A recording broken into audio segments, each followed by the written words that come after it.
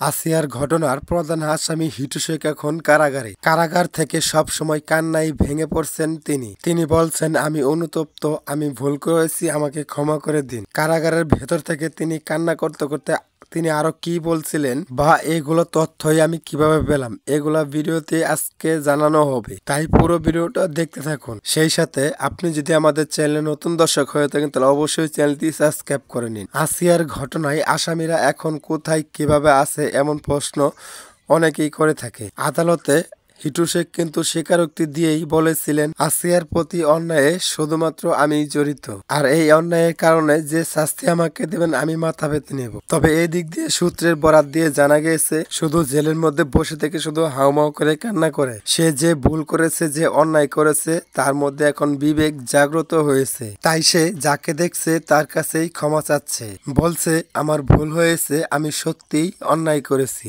আমার যা শাস্তি হয় আমাকে দিন, তাতে আমার কোনো আফসোস নেই। পরিবারের বাকি সদস্যদের যেন কোনো প্রকার শাস্তি না দেওয়া হয়, তারা এই ঘটনার সাথে কোনোভাবেই জড়িত না। অন্যদিকে কিন্তু আসিয়ার মৃত্যুর আগ মুহূর্তেও তার বোন হামিদাকে বলে গিয়েছে, আসিয়াকে যে নির্যাতন করা হয়েছে সে নির্যাতনে হিটু শেখের পুরো পরিবারই কিন্তু জড়িত রয়েছে।